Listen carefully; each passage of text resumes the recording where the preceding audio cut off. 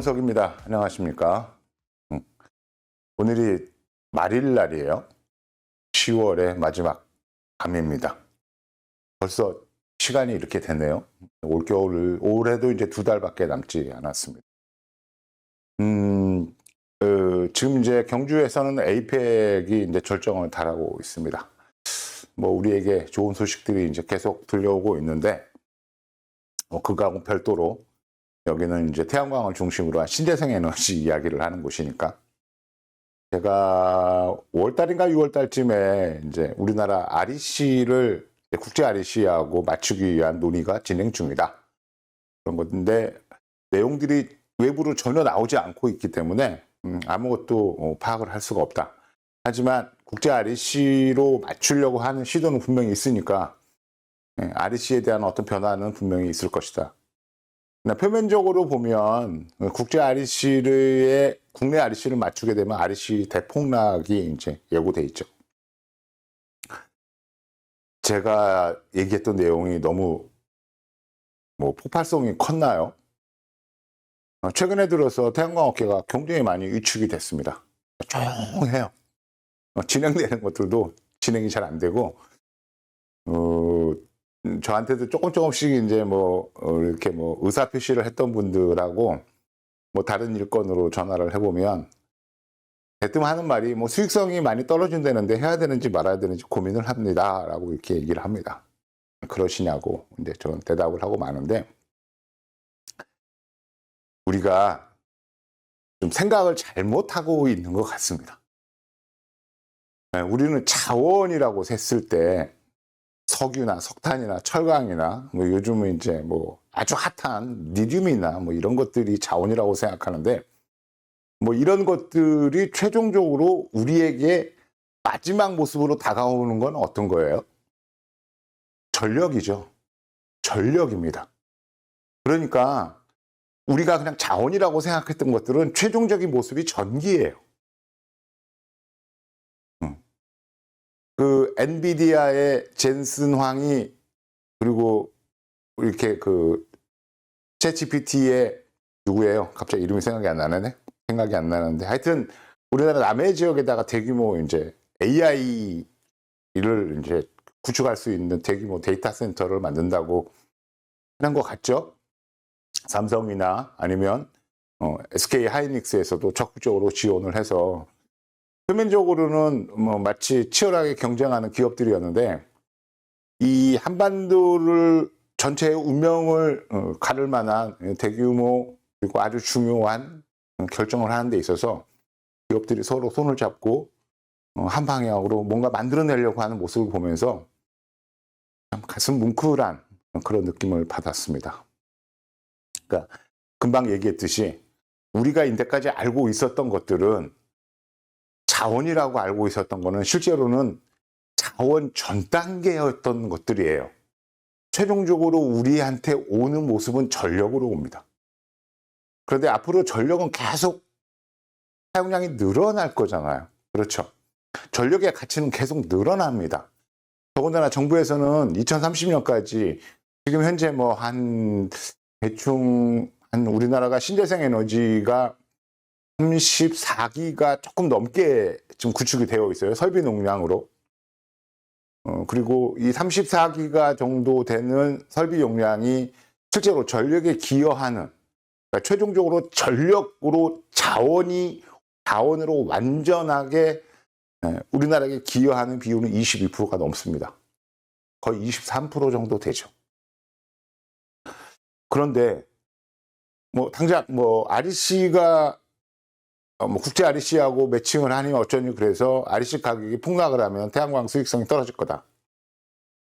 이거 너무 넌센스 같아요.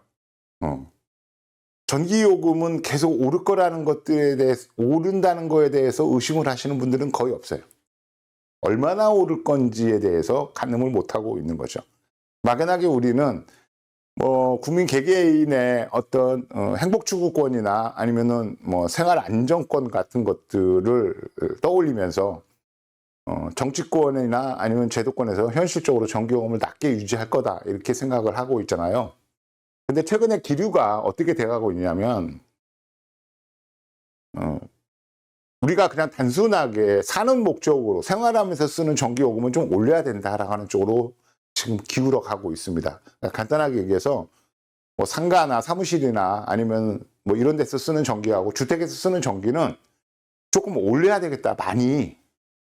반대로 우리 사회의 부가가치를 가장 많이 만들어내는 기업들이나 아니면 첨단 산업들이 쓰는 산업용 전기요금은 좀 내려야 되겠다. 이런 방향으로 가고 있어요. 뭐 이게 사회적으로 어떻게 결론이 나서 또 이런 결정이 얼마만큼 잘 추진이 될지는 모르겠습니다만, 그냥 제가 생각하기에도 일단은 산업용 전기요금은 좀 내려주는 게 맞을 것 같고요. 그리고 일반 근생 공간이나 아니면은 주택에서 사용하는 전기요금은 좀 올릴 필요가 있습니다. 왜냐하면 전기요금이 너무 싸니까 전기를 너무 막 써요. 낭비되는 부분도 있습니다. 전기를 사용하는데 경제적으로 좀 부담을 좀 느껴야 되는데, 뭐 대부분의 중산층, 뭐 우리 차상위 계층 이외에는 전기를 쓰는 데에 대해서 두려움이 없습니다. 뭐 가식껏 내면 되지, 뭐 전기요금은 얼마나 한다고 이러고 있잖아요. 그러니까 전기요금이 실제로 우리에게 요금이 많이 올라갈 거고 산업용 요금은 내려갈 거고, 그래서 전체적으로 큰 카테고리에서 본다면 전기요금은 전반적으로 상승할 거라고 생각하고요. 그리고 재생에너지는 앞으로 많이 늘 거예요. 느는데 제가 오늘 이런 발언을 또 하면 또 이 업계에 또 폭탄을 던지는 거하고 똑같은 효과가 날 것 같은데, 2030년까지 100기가와트의 신재생에너지 설비 용량을 늘린다고 했어요. 지금 현행 약 한 34기가와트 됩니다. 그러면 2030년까지 약 7배를 늘려야 돼요. 늘려야. 그죠? 지금 현재 34기가 가지고 22% 정도의 전력 비중을 갖고 있어요. 신재생 에너지가. 그런데 7배로 설비 용량이 늘어나면 이 전력을 신재생 에너지가 담당하는 전력 비중은 얼마나 될까요?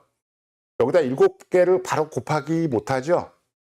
그러니까 로스도 있고 뭐 여러 가지가 있으니까 그냥 단순하게 얘기해서 신재생 에너지가 한 60% 정도의 비중을 갖는다. 전력 기여도에서, 전력량에서 실제로. 그렇게 되면 어떤 일이 벌어질 것 같습니까? 여러분, 우리가 전기 시대에 살고 있고 앞으로도 전기가 인간의 삶을 결정짓는 가장 중요한 자원이에요. 이게 에너지가 아니에요. 그냥 자원입니다. 아까도 얘기했듯이 석유, 석탄 이런 것들이 최종적으로 전기라는 모습으로 실제 생활에서 우리 현실에서는 전기라는 모습으로 다가오는 거니까 우리가 전기, 전력을 자원으로 인식을 할 필요가 있는 거예요. 그러니까 자원을 많이 확보해야 되니까 전력을 많이 확보해야 되죠. 그런데 단순히 신재생 에너지가 비율이 이렇게 커져버리면 어떤 문제가 생기냐면, 만약에 재생 에너지가 발전하는데 어떤 자연적인 변화나 환경적인 변화 때문에 신재생 에너지가 효과적으로 발전을 못해서 사회적으로 필요한 전력을 효과적으로 우리가 얻지 못하는 상황이 됐을 때는 거의 뭐 문명의 종말까지도 생각할 정도로 심각한 상황이 벌어지죠. 그러니까 정부가 가끔씩 뭐라고 그래요? 에너지 믹스라고 하는 말을 많이 쓰잖아요.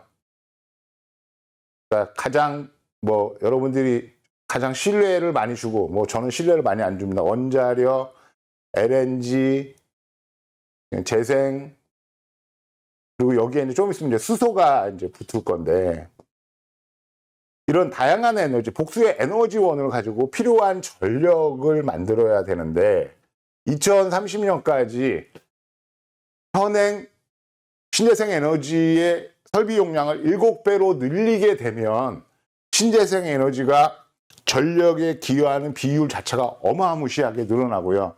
반대로 그렇게 되면 전력을 조달하는 리스크가 커지게 됩니다. 여러분이 만약에 정책을 담당하는 사람이나 아니면 이런 분야의 전문가라 그러면 어떤 결정을 내리겠어요? 아마 주저없이 신재생 에너지 그만해야 돼. 이러다 큰일 나.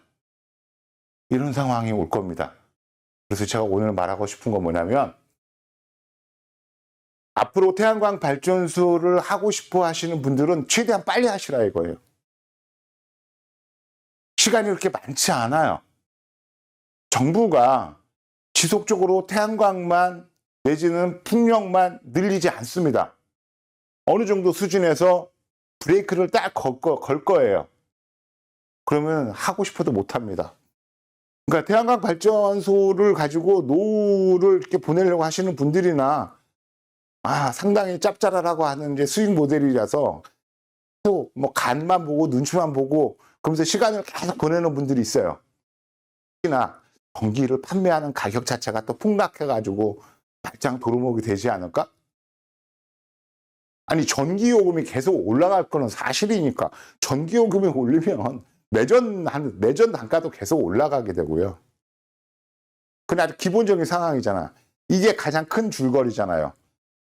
전력이 중요해지면 중요해지는 만큼 전력 요금은 계속 올라갈 거란 말입니다.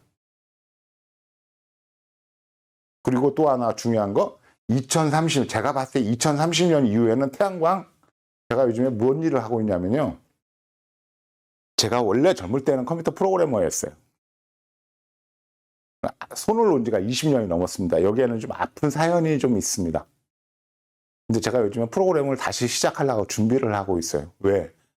제가 태양광 일을 해가지고 먹고 사는데 이뤄봤자 5년 정도밖에는 못할 것 같습니다. 그 이후에는 이 사회에 더 이상 태양광 설비 같은 신재생 에너지 설비가 늘어나면 안 될 것 같아요. 저는 뭐 앞으로 5년 이후에도 분명히 일을 할 수 있는, 그리고 일을 해야 되는 그런 상황일 거니까 5년 이후에 대비한 뭔가를 준비를 하고 있어야 되겠죠? 그렇죠? 그래서 제가 다시 프로그램 일을, 더군다나 요즘에 이제 AI가 우리 사회에서 가장 중요한 사회 경제적인 위치를 차지하고 있으니까 이런 시대적인 트렌드에 좀 맞춰서 왕년에 내가 했었던 일이기도 하고 뭐 20년이라는 시간의 격차가 있긴 합니다만 뭐 대충 훑어보니까 뭐 내나 뭐 큰 줄거리는 크게 변한 게 없는 것 같고요. 그래서 요즘에 제가 AI 에이전트 쪽으로 뭔가를 만들든가 아니면은 그냥 나만의 뭔가 IT나 아니면은 이 컴퓨터 프로그래밍을 기반으로 한 뭔가 하나의 솔루션을 하나 만들어내면 노후가 좀 괜찮지 않을까 이런 생각을 하고 제가 요즘 프로그램 쪽을 계속 보고 있고 사무실에 서버도 이제 테스트용 서버가 있어야 되냐, 개발 서버가 있어야 되니까 개발 서버도 한 일주일 전에 세팅을 해놓고 돌아가고 있고요. 그리고 이제 프로그램을 이제 개발할 수 있는 여러 가지 다양한 툴, 쉽게 얘기해서 이제 프로그램 개발 언어들도 이제 체크를 하고 있습니다.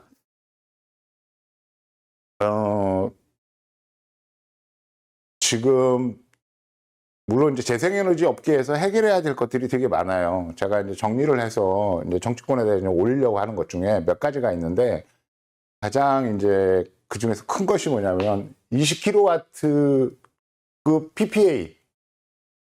이 PPA가 정말 좋은 건데 이거 하려면 사업자 등록증을 내야 되잖아요. 사업자 등록증. 20kg PPA 죽어라 해갖고 한 달에 뭐 돈 40만 원 받으면 정말로 뭐 기적적으로 많이 받는 거예요. 통상 뭐 한 35만 원 정도밖에 못 받는데 한 달에 돈 35만 원 정도 받자고 사업자 등록증을 내놓으니까 각종 복지 프로그램에서 다 탈락이 돼버려요. 의료보험도 자식 의료보험에 들어있던 것들이 거기에서 다시 지역으로 다시 넘어와서 내가 의료보험을 직접 담당해야 되고 어쨌거나 뭐 수익이 있는 사업자를 가지고 있으니까 각종 복지 프로그램에서도 빠져요.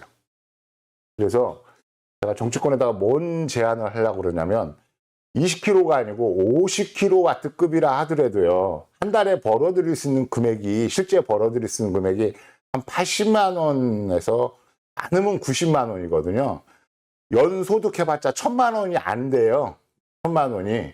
그래서 이런 50kW급 PPA, 자가용 PPA에 대해서는 특별 사업자. 그러니까 이게 무슨 얘기냐면 간이가세하고 비슷한, 그래서 이런 설비를 가지고 있어도 여러 가지 복지나 아니면 사회적인 어떤 혜택을 받는 부분에 있어서 크게 불이익을 받지 않게, 뭐 이런 이제 좀 정책의 좀 세부적인 사항들이 좀 결정이 돼야 될 것 같아서 이거 좀 정리해서 정치권에다 제안을 하려고 생각을 하고 있어요. 또 하나 문제가 뭐냐면, 아직도 태양광을 작물을 생산하는 토지를 전부 전지판으로 다 덮어가지고 토지의 생산력을 완전히 무력화시키는 그런 방식으로 태양광 발전소를 하려는 사람들이 있어요.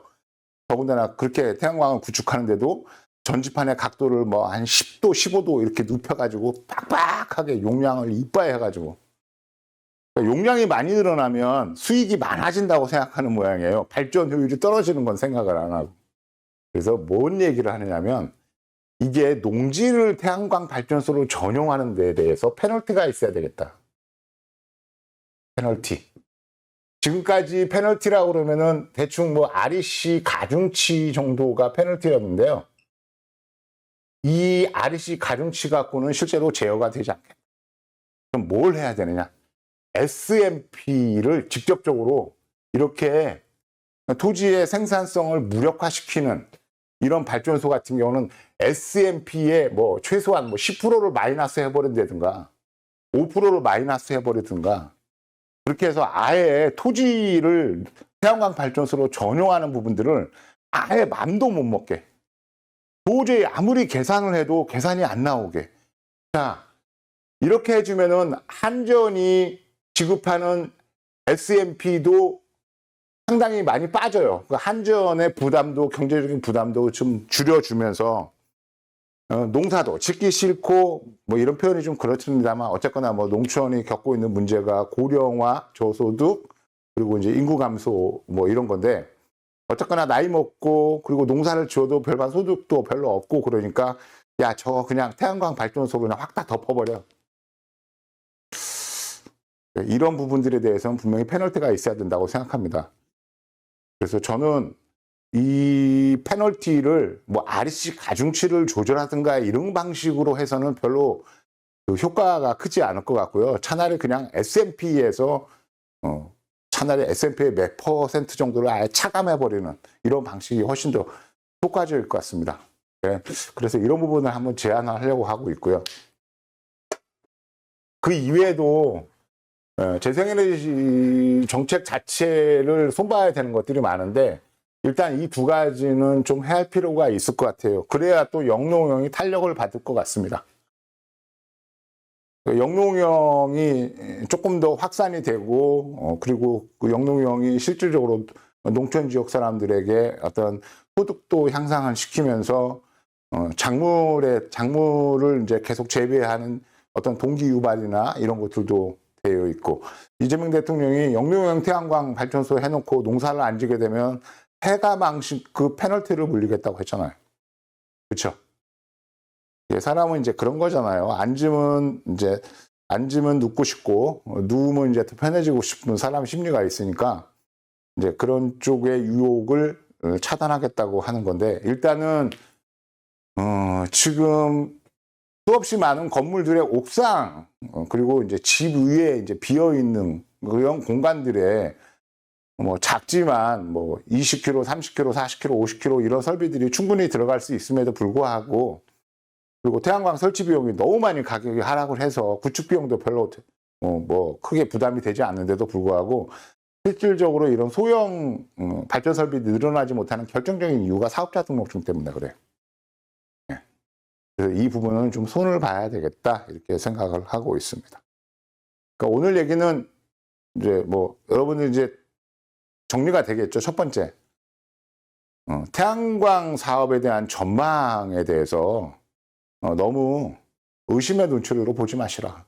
전기 요금은 계속 오를 거고, 그럼으로써 태양광 산업에 대한 어떤 수익성은 조금씩 개선이 될 거다. 거꾸로 반대로 중국이 전지판의 공급을 좀 조절을 하고 해서 내년 봄에는 전지판 가격이 한 5% 정도 상승할 수 있는 요인도 있긴 합니다만, 그래도 그래도 너무 많이 가격이 떨어졌기 때문에 뭐 5% 정도 뭐 가격이 전지판 가격이 올라봤자 뭐 크게 영향을 미치지는 않을 거고요.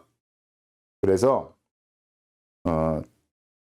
태양광 발전소를 하시려는 분들은 너무 의심의 눈초리로 간을 보지 말고 빨리 결론을 내셔라. 할 건지 말 건지. 그리고 빨리 시도하셔라. 발전소 허가 내고. 왜? 어영부영 시간을 보내면 어쩌면 태양광 발전 설비를 못하는 상황이 올 수도 있다. 2030년 가까이 오면 태양광 설비들이 너무 많이 늘어나서 우리 사회에 에너지 믹스, 에너지 밸런스를 유지해야 되는 부분에서 큰 리스크가 올 거다. 저는 분명히 재생에너지가 한 100기가, 그러니까 현행 한 7배 정도 늘어나는 그 시점이 되면 태양광을 포함한 이 재생에너지 설비에 대한 규제가 바로 시행이 될 거라고 생각을 하고 있어요. 그럼 저도 이제 할 일이 없으니까 딴 일을 찾아봐야 되고 뭐 그런 거고, 작은 용량에 대한 세제를 좀 개편을 해서 작은 용량의 태양광 발전소 때문에 나름대로 불이익을 받지 않도록 하는 부분에 미세한 조정, 구체적인 어떤 조정들이 있어야 될 거고요.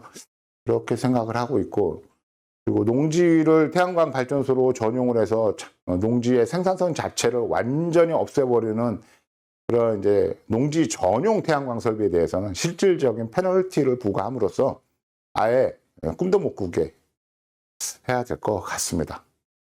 하나만 덧붙여서 얘기하면, 제가 이거는 그냥 한 챕터로 달아가지고 영상을 만들려고 하다가 그냥 간단하게 맛배기로 그냥 얘기할게요. 그냥 태양광 분양입니다. 이 태양광, 저희 같은 이제 업자들은 무슨 얘기를 하냐면, 태양광 분양받는 사람들이 저 사람들 머리가 어떻게 된 거 아니야? 저 바보들 아니야? 그런 호구들이 어딨어? 다들 그렇게 얘기합니다. 다들 이유가 전혀 없어요. 보통 100km 단위 이 태양광을 분양하는데 토지가 300에서 350평이에요. 이 토지 가격 얼마나 될 것 같아요? 평당. 이거 10만 원 미만이에요. 미만. 지금 분양이 100km당 2억 3천 정도. 이것도 뭐 물건이 없어갖고 난리래 돼. 사람들이 그렇게 바본가? 이런 생각이 들어요. 이 2억 3천이란 가격은 태양광 설비를 구축하는 구축 비용이 킬로와트당 150만 원 이상일 때 형성이 된 거예요. 근데 지금 태양광 1kg당 구축 비용이 얼마까지 내려왔어요? 80만 원까지 내려왔잖아요. 근데 그 가격을 그대로 받고 있어. 그럼 땅값은 올랐느냐? 땅값 안 올랐어요. 개발 비용이 늘었느냐? 개발 비용도 안 올랐어. 똑같아. 오히려 3, 4년 전에 2억 3천에 분양하는 업자들이 지금 현재 똑같은 면적에서 100kg를 분양하게 되면, 제가 간단하게 계산해 봤는데 한 5천만 원 이상의 이득이 더 생겨요. 그러니까 완전히 봉이야. 또 하나, 20년 이후에 태양광 못 할 거예요. 왜? 금방 얘기했죠. 2030년 이후엔 태양광 설비가 더 늘어나면 안 된다고. 그죠? 줄여야 될 거라고요. 수소가 전력을 생산하고 담당하는 부분을 키우려고 하면 다른 에너지원들의 파이가 줄어야 됩니다. 2030년까지 지금 신재생 에너지를 7배 정도 늘린다고 했을 때 어떤 부분이 사라지냐면 석탄 발전소가 사라지는 거예요. 석탄 발전소가 지금 현재 뭐 거의 한 26% 정도 전력 기여율을 갖고 있습니다. 뭐 설비 비율도 40%가 좀 넘어요. 그러니까 신재생 에너지를 100기가 정도, 현행 7배로 늘리면서 석탄 발전소로 완전히 없애버리겠다는, 간단하게 얘기해서 신재생 에너지가 석탄 발전소를 대체할 거란 얘기입니다. 그러면 몇 년 있다가 수소 발전이 늘어나면 수소 발전이 끼어들어갈 공간이 있어야 될 거 아니에요. 그렇죠? 그럼 다시 또 신재생 에너지를 줄여야 되겠지. 그러니까 분양을 받아갖고 20년 정도 지나가지고 그 땅에다가 다시 태양광 발전소를 하면 되지. 너무 순진하고, 그죠? 세상을 그냥 날로 사는 거야. 뉴스도 안 보고 세상이 어떻게 돌아가는지에 대해 관심도 없고요. 에너지를 만들어서 에너지를 판매한다고 하는 에너지 사업자가 되는 사람들이 세상의 변화에 대해서는 완전히 귀신 씨나라 까먹는 소리다라고 귀 닫고 눈 감고 오로지 그냥 자기가 보는, 자기가 생각하는 그 부분에서. 자, 20년 지나서 태양광 그 분양받은 발전소가 더 이상 태양광 발전소 시설을 못하게 되면 뭐 기껏 땅 300에서 350평 이 땅, 이 조그만한 손바닥만한 땅 갖고 뭘 할 거예요? 버려야 돼. 아무 가치가 없어요. 아무 가치가. 그런데도 분양 물건이 없대, 시장에는요. 전화 와요. 사장님 혹시 분양하고 있는 거 혹시 아는 거 있으면 소개 좀 시켜달라. 너무 어이가 없습니다.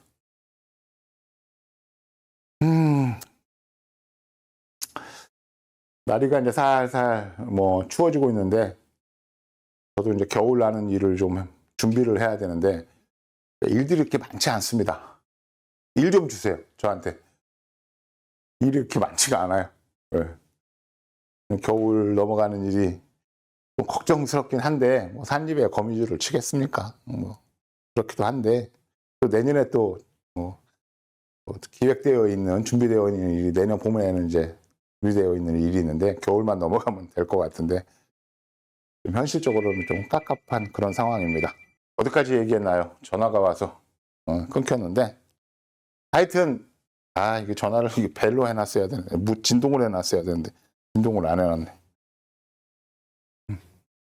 자, 에이펙이 정상적으로 잘 많은 성과를 내면서 잘 마무리됐으면 좋겠습니다. 제가 에이펙에 관심을 올해 4월 달부터 가지면서 들여다봤는데 대한민국이 에이펙 전과 전후로 나뉠 것 같아요.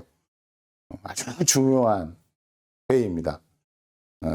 뭐 여러분들이 뉴스를 통해서도 듣고 계시겠습니다만 그야말로 그냥 꿈 같은 어떤 결정들이 지금 만들어지고 있잖아요. 대한민국은 앞으로 아주 희망적이라고 봐도 될 것 같습니다. 그런 측면에서 보면 신재생 에너지도 계속 이제 순항을 할 것 같은데 금방 얘기했던 대로 설비 비중이 지금 현행보다 한 5배 이상 늘어나면 2030년 이전에라도 태양광 설비가 늘어나는데 브레이크가 걸릴 것 같으니까 발전소 하시려고 하시는 분들은 빨리빨리 하세요. 안 그러면 영원히 기회가 없을 수도 있습니다. 오늘 영상은 여기서 마치겠습니다. 감사합니다.